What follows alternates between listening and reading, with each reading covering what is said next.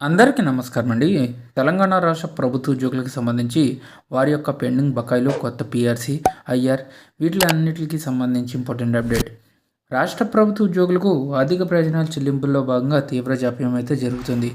కేవలం నెలవారీ వేతనాలు, రిటైర్డ్ ఉద్యోగులకు పెన్షన్లు తప్ప మిగతా ప్రయోజనాలు ఏవి కూడా ప్రభుత్వ ఉద్యోగులకు అందడం లేదు.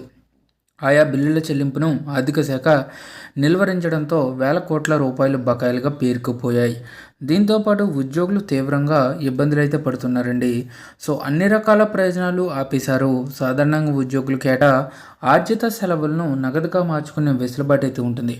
ఇలా సుమారుగా ఒక నెల వేతనానికి సరిపడా సొమ్ము అయితే అందుతుంది.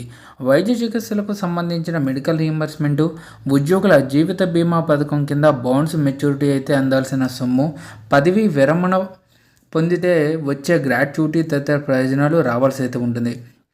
కానీ సుమారుగా 3 ఏళ్లుగా ఉద్యోగులకు సంబంధించి వేతనాలు, రిటైర్ అయిన వారికి పెన్షన్ డబ్బులు మినహా ఎలాంటి ఆర్థిక ప్రయోజనాలు కూడా ఉద్యోగులకు, పెన్షనర్లకు అందడం లేదు. మొత్తంగా ప్రభుత్వ ఉద్యోగులకు పదవీ విరమణ పొందిన వారికి సంబంధించి వివిధ రకాల బిల్లులు కలిపి సుమారుగా 3,800 కోట్ల మేర ప్రభుత్వం బకాయి పడినట్లు ఉద్యోగ వర్గాలు అయితే చెబుతున్నారు. దాచుకున్న డబ్బులు కూడా ఇవ్వరా? ప్రభుత్వ ఉద్యోగులకు ఆర్థిక ప్రయోజనాల కింద అందే వాటిలో మెజారిటీ అంశాలు ఉద్యోగులు వ్యక్తిగతంగా జమ చేసుకున్నవే. ఉద్యోగుల సాధారణ భవిష్య నిధి, జీవిత బీమా పథకాల కింద నెలవారీ వేతనాల నుంచి నిధులు జమ అవుతాయి. ఇలా దాచుకున్న నిధి నుంచి అత్యవసర పరిస్థితుల్లో కొంతమేర రుణ రూపంలో వెనక్కి తీసుకునే వెసులుబాటు ఉంటుంది. ఇక జీవిత బీమా పథకానికి సంబంధించి ఉద్యోగి వయసు అనేది 58 సంవత్సరాలు నిండితే ఆ బాండ్ కాలపరిమితి పూర్తి కావడంతో అందుకు సంబంధించిన ఆర్థిక ప్రయోజనం కూడా వెంటనే ఉద్యోగి ఖాతాల్లో జమ కావాలి.